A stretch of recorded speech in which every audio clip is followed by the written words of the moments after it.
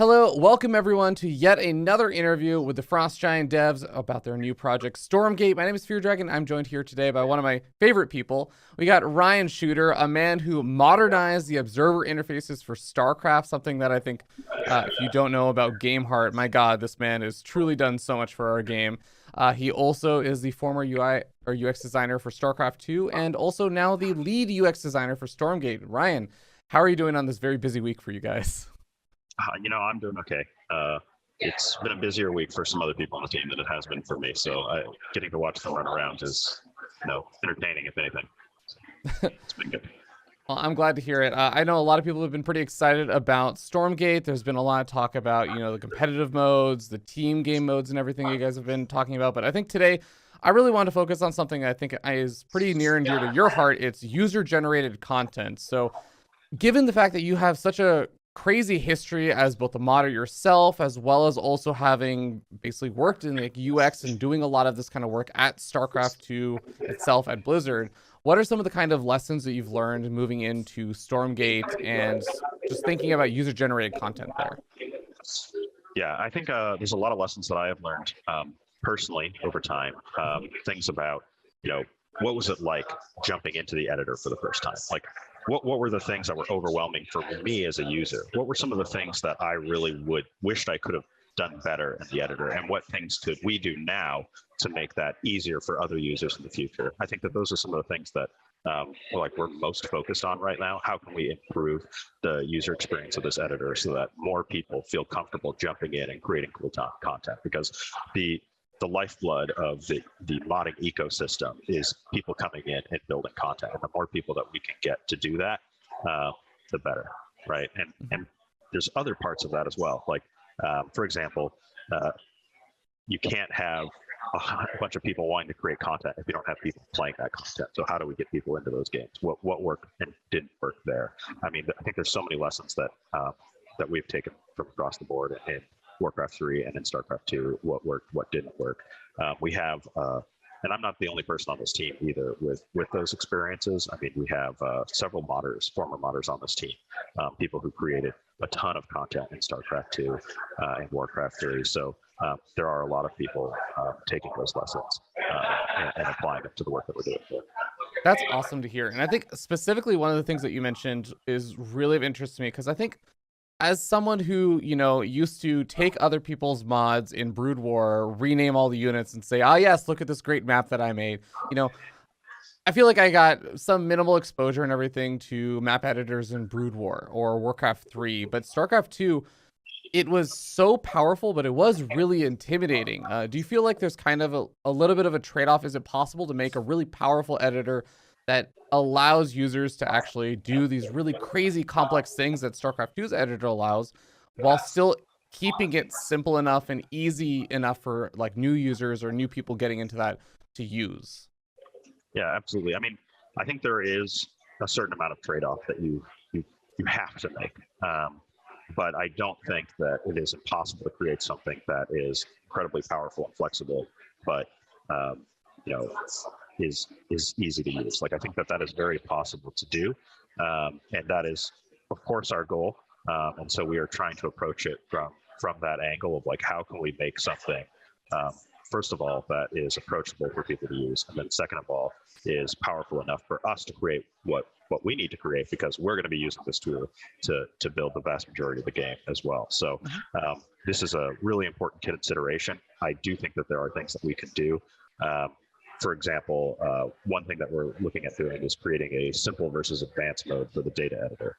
And this is because within the data editor in StarCraft 2, for example, you'll have something like 70 something fields on the Marine, and then another 30 associated pieces of data that each have their own fields. And the vast majority of these fields and data are things that like your average, modder is not really going to care about.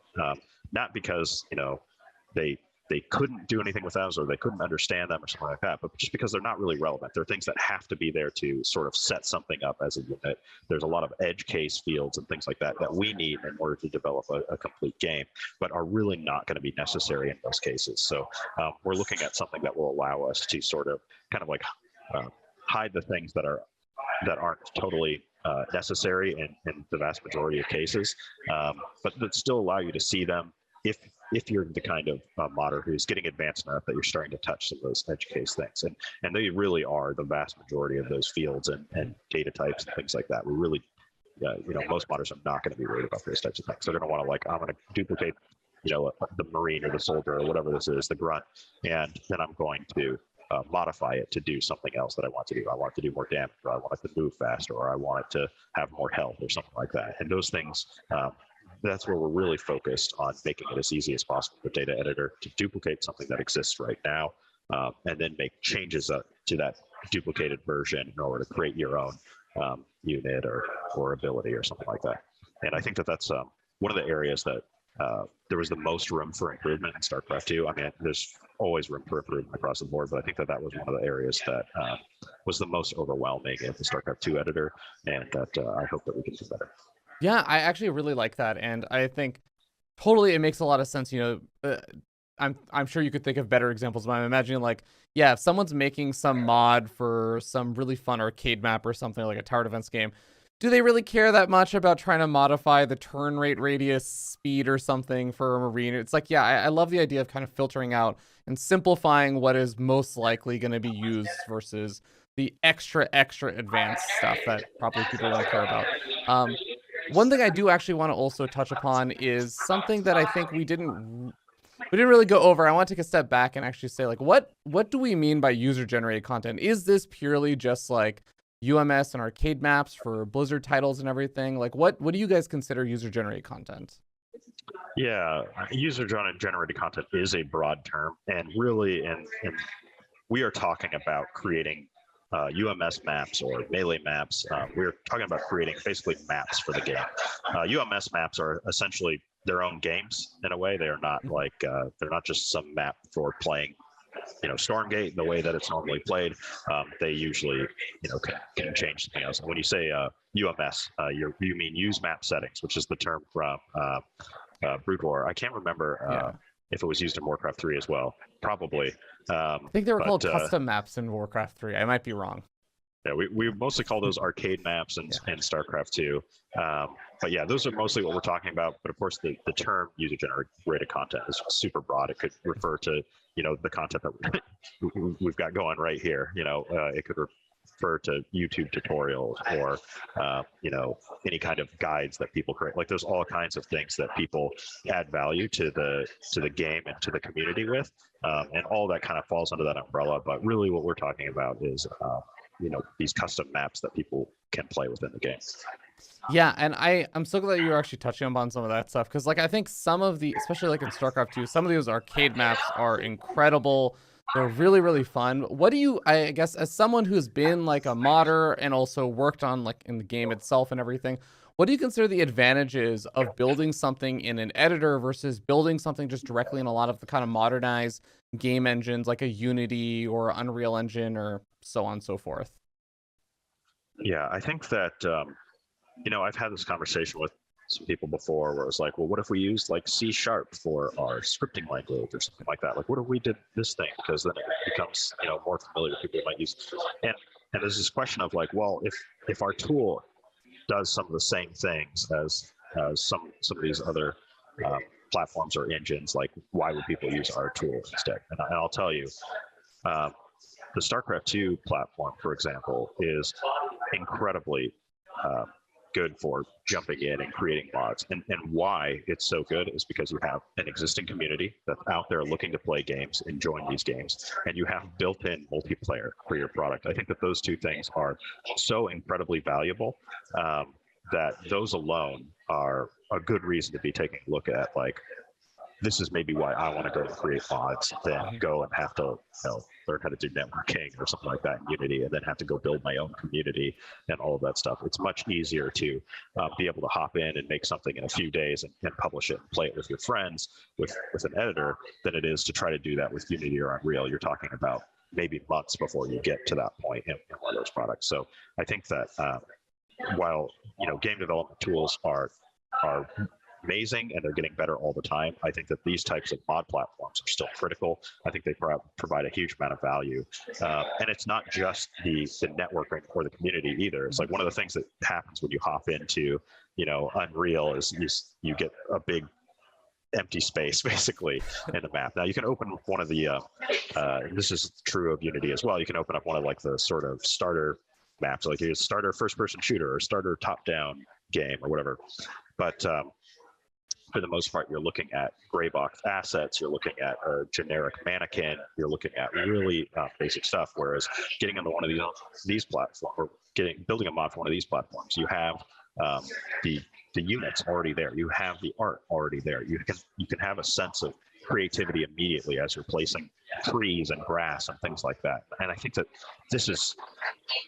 I think it's underrated how valuable that is for getting people into building things and how much value it provides to you as a developer as well. I think it's really it really is something, and I think that it's nothing to sneeze at. Yeah, I think that actually makes so much sense. And I mean, especially, you would know, especially as someone who's been a game developer, you've worked with a lot of these tools and stuff. And I think as someone who's tried doing some game development back in my college days and realized how actually difficult a lot of that stuff is, I think you made some really good points about, just having a starting point for a lot of these things, not having to, or being able to punt off on extremely difficult technical challenges, like implementing networking for a multiplayer game that's robust and reliable. Like that's can be really, really difficult and frustrating. I actually think those are some really great points, and I think moving that even further forward, what are some of the incentives of building after you've gotten past that starting point and everything? I think one of the really cool things about StarCraft 2 and a lot of the arcade maps that we had was that a lot of them were able to do some really, really powerful and amazing things. But I think discovery of new maps and just kind of overall incentive systems for making maps we started seeing some of the problems with that around toward the end of StarCraft 2 and the arcade and everything. So what's kind of the incentive system for putting a bunch of effort and love into these user generated content maps outside of just saying that you built something cool? Yeah, I think there's kind of two different questions there, one about discoverability and one about incentives. And I'm going to tackle discoverability first. I think discoverability was particularly a huge problem in StarCraft 2 early on. I think that around it was 2017 or 2018 when we finally did put an open lobby list into the game. I think that really helped with discoverability. This is a really important part of the ecosystem, because if you build a map and nobody can ever know that it exists, then that's not much of an incentive to go and build something, right? So we really need a powerful way for people to hop in and see the content that people are creating. Now, it's a really tricky problem because we're not going to be able to sit there and then go and play everyone's maps and then go this is a good map, this isn't a good map, or whatever, and then try to promote those to the player base. We might be able to do things like contests or things like that will allow us to sort of sift through some content, get people voting on stuff, and try to bring cool stuff to the forefront of the community. But there's no good way to do that in a across the board for all of this content. So something like that open lobby list that we talked about that got added to StarCraft 2 and was always present in Warcraft 3 and the original StarCraft, that's incredibly important. That is the main way that content will be discoverable.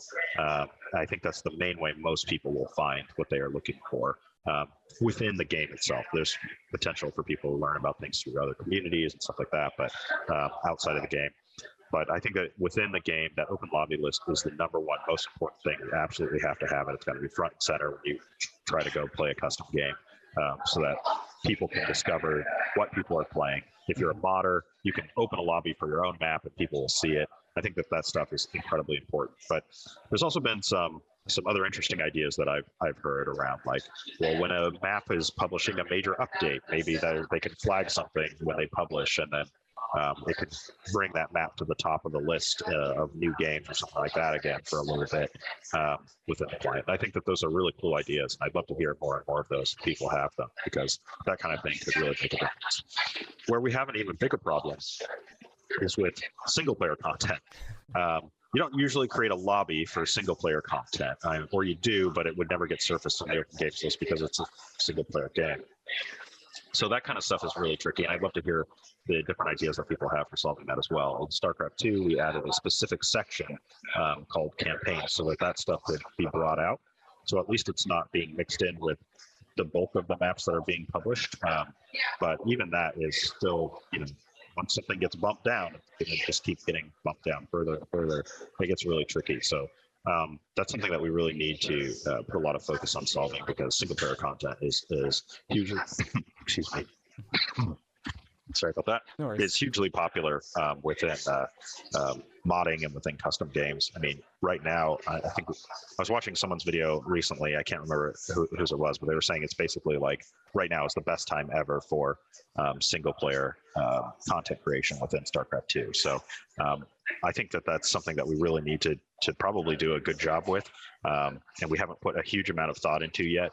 But if people have ideas on how we could help surface that single player content, it'd be awesome to hear. So share your ideas on our subreddit, or tweet at me, or whatever you can think to do.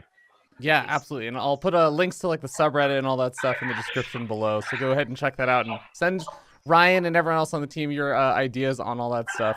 I really love all the discussion that you had on just kind of like the whole discoverability thing. And I guess I think the second part of that was the incentive side of like incentivizing, like what's going to be like at the end of the tunnel of having built this really, really cool map in the game. Yeah, I mean, for me, I see the incentives being getting other people to come and play your content, getting that opportunity to really express your creativity and to build something without it being something that you have to devote your entire energy and time to, like it would be if you were trying to build your own game in, say, Unity or Unreal. So I'm hoping that the platform itself is an incentive, but we are also looking at things like I said earlier of doing contests. We're looking at potential options for monetizations. There's all kinds of cool things that we could potentially do as far as rewards. If you create a game that a bunch of people play, maybe we can award you a badge or a portrait or something, things like that. Like, I think there's a lot of different areas to be explored there. We haven't put a huge amount of thought into the specifics of like what rewards might look like for creating content. But for me as a modder, with the kind of personality that I have, the ability to just actually create stuff and then have people go play it is a pretty significant incentive. So I think that the first thing that we have to do right in order to get people incentivized to come use the platform is to build a platform that is as easy to use as possible and surfaces that content so that other people will play it. That makes a lot of sense. Well, thank you so much, Ryan. I know I want to be respectful of your time. It's already hitting over, I think, the 20-minute mark, but I really, really enjoyed chatting with you about a lot of this stuff. Where can people, if they are interested in learning more about Stormgate, like besides the subreddit, which is going to be in the description below, as well as all the other links that you're about to probably name, where can people find out more? Where can people sign up for the beta, all that good stuff? Yeah, I mean, playstormgate.com. There should be a beta sign up there that you can use. You can find us on Twitter, our subreddit, and also on Sunday. I'm not sure if this is going to be.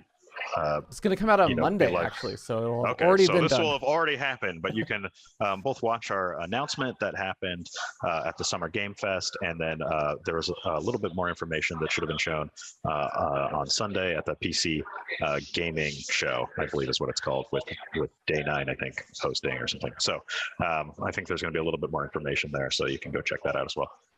Nice. Well, thank you so much, Ryan. It was such a pleasure chatting with you, and hope everyone else enjoyed the chat. We'll see you guys on the other side in Stormgate. Cheers. Thank you.